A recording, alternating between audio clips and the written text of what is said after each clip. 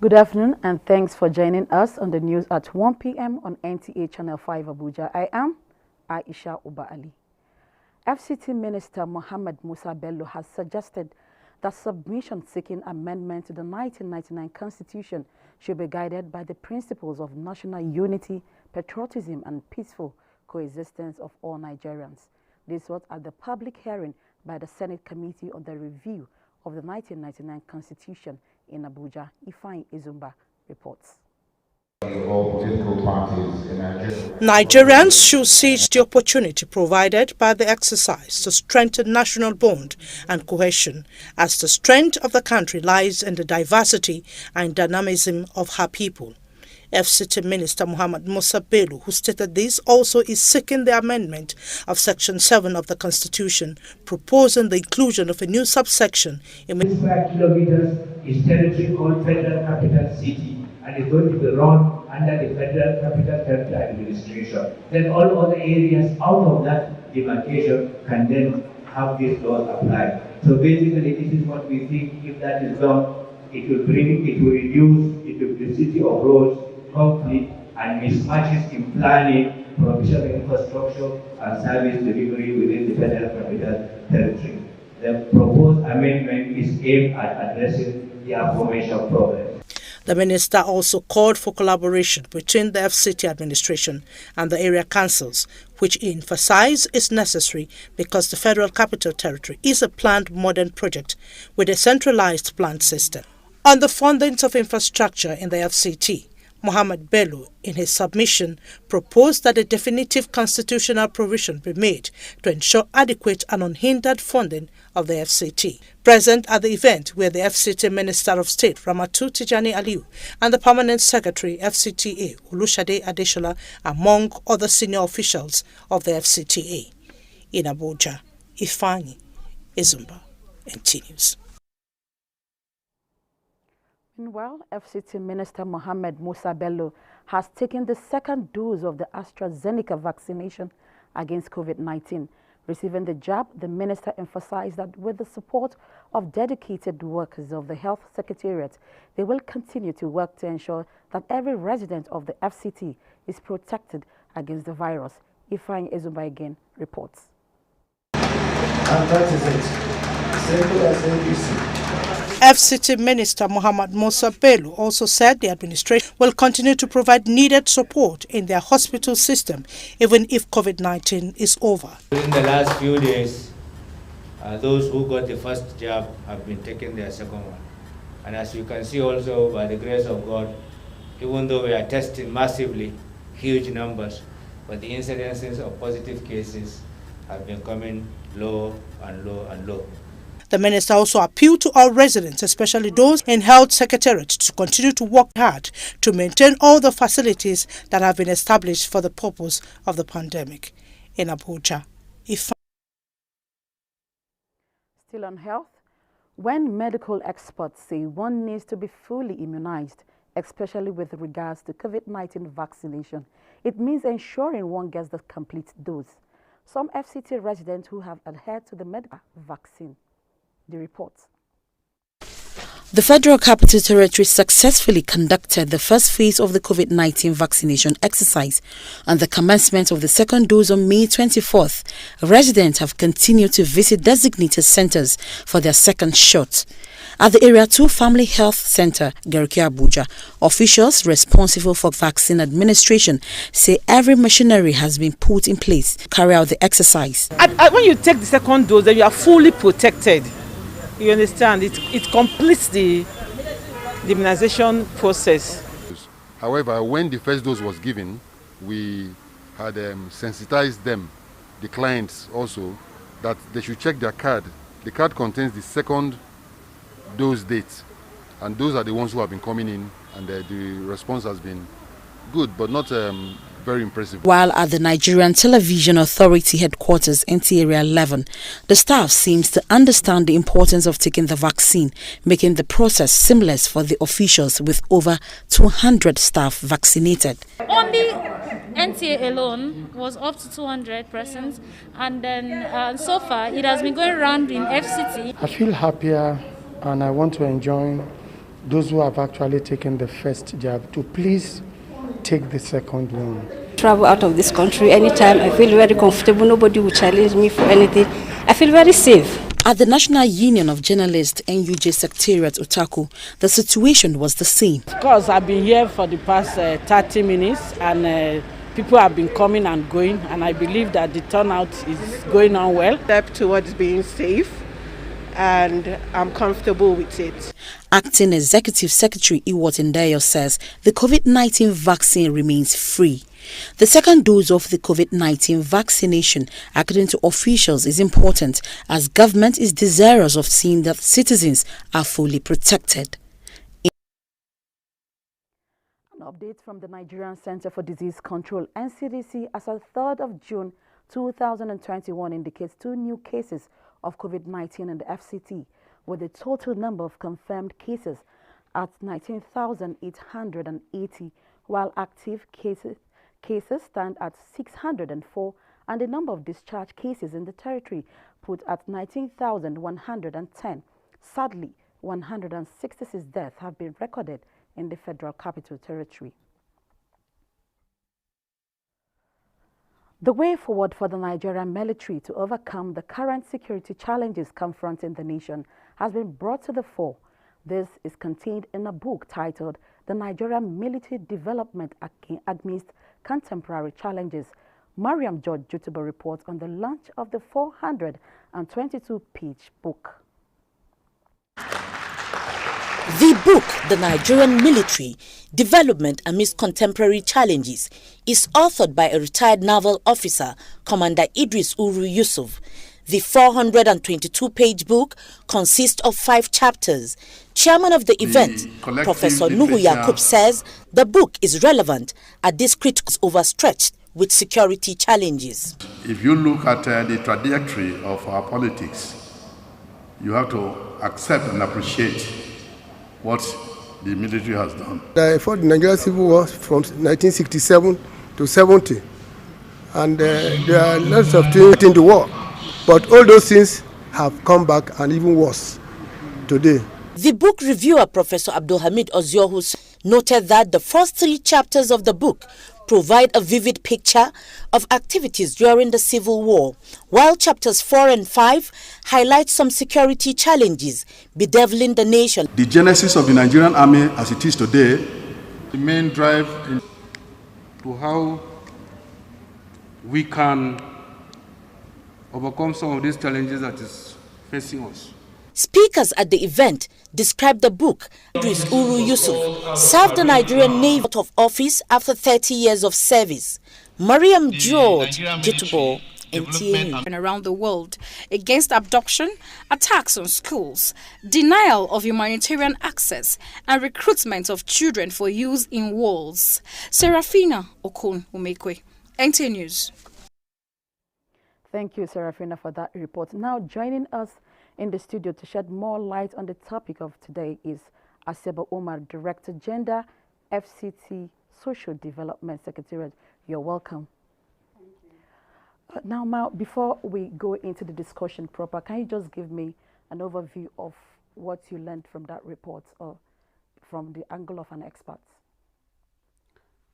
Well, the day, that's 4th of June, assembly to identify with innocent children who have found themselves in an aggressive zone like war zones and conflict zones.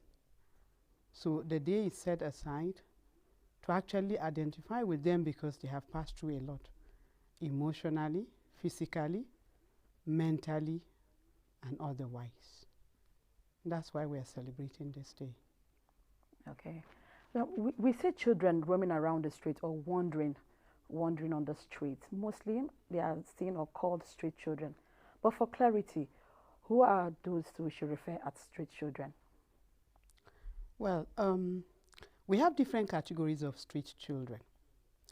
We have first and foremost the Almajiris. We have popularly known as area boys. Okay. So they are all the categories of children that we find on the street. And they are here with us too in FCT. Can you please share with us how Nigeria got to have a huge population of those referred to as street children, knowing fully well that we live a communal life? There are so many factors to it. But the two main, some of these children, when you interact with them, you will understand that their parents are living in abject poverty. So a child must contribute to, day-to-day running of the home. So the parents now send them on the street to hawk granuts, moi, kunu, different things, just to augment what they will, that the family will be living on. And then some of these children too are children from, the outcome of what we're passing through, the security challenges from different parts of the country now.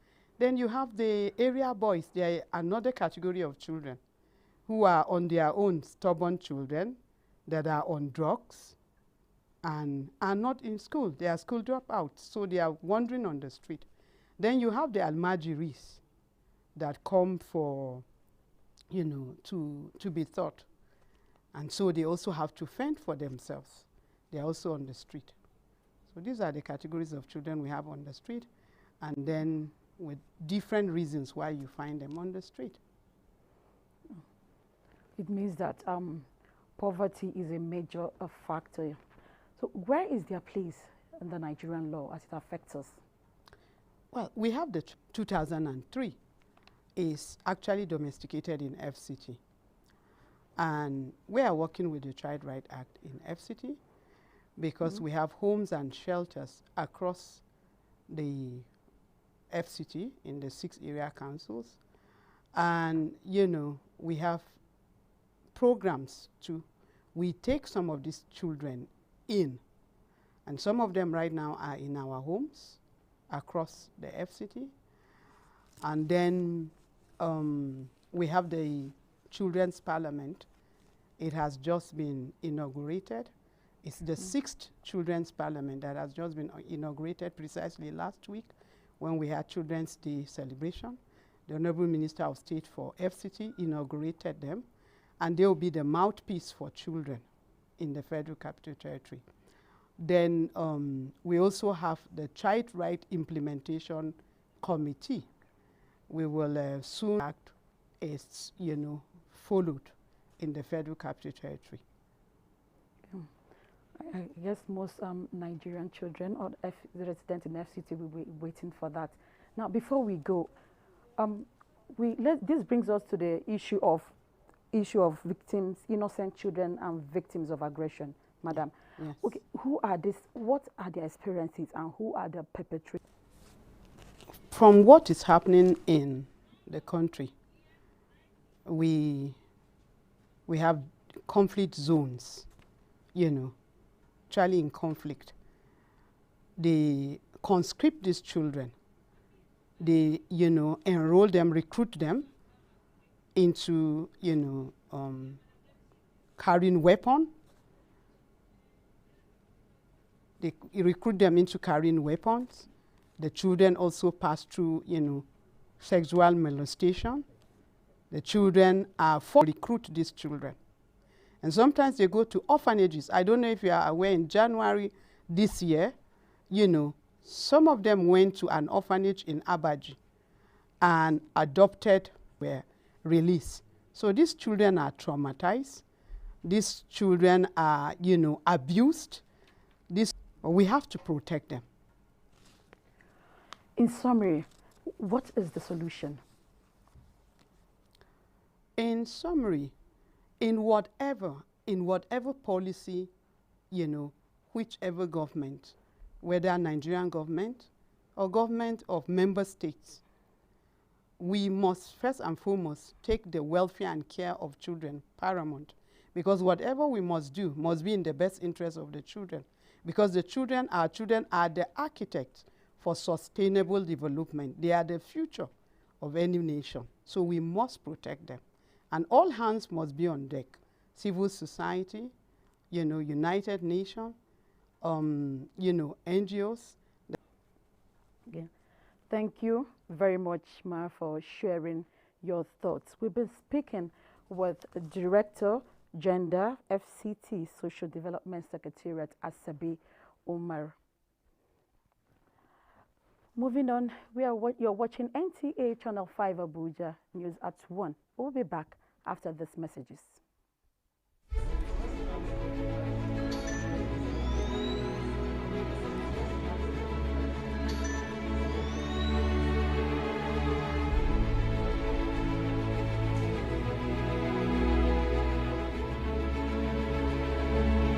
I want to inform you that COVID-19 vaccination is going on in the FCT. The vaccine is safe, effective, and free. Encourage all people to participate to ensure that you take this COVID-19 vaccine. Go for COVID-19 vaccination now to prevent severe illness. I therefore encourage our brothers and sisters to avail of this opportunity. Yes, like all no to negative rumors.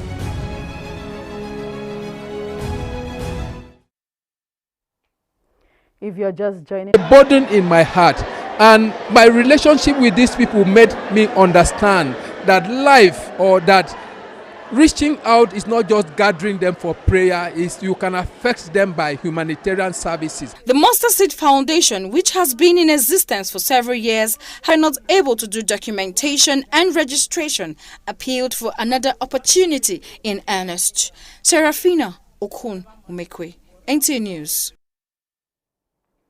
Every 3rd of June, nations of the world observe World Bicycle Day. The Federal Road Safety Corps, in collaboration with the Cycling Federation of Nigeria, is using the day to create awareness as well as call on relevant authorities to create an enabling environment for cyclists. The report. It may look like just fun, but the benefits associated with cycling cannot be overemphasized. Health experts have identified cycling as an important form of exercise. It is economical and environment friendly since it does not contribute to any form of pollution, unlike vehicles and motorbikes. The World Bicycle Day was set aside to be marked every 3rd of June as part of activities to commemorate the day. The Federal Road Safety Corps was in NTA Channel 5 Abuja to sensitize Nigerians about the importance of cycling. So we drop off our vehicles. Sometimes we just ride to office. We ride to some of our programs. I'd like to use this opportunity to call on Nigerians to remember to take time off to Cycling Federation of Nigeria, which says the country has about 300 registered professional cyclists, with cycling associations across the 36 states and the FCT, as well as 6 various cycling clubs in the FCT. But we also, ensure we promote the health of Nigerian citizens through riding bicycle. The day is set aside to promote cycling among gender and how relevant it is to engage more in cycling. One of the victims of the gas truck accident, Rulwan Suleiman, is in critical condition at the trauma center of the National Hospital, where he is currently receiving treatment. And left others seriously injured. The golf car driver, Rulwan Suleiman, who is currently at the intensive care unit of the National Hospital, could not speak, but the sector commander, Federal Road Safety Corps, Samuel Ogaochi, earlier emphasized the importance of learning the roads. Formidable Lions of Cameroon in an international friendly today at the Austrian capital, Vienna. Head coach Gernot Rohr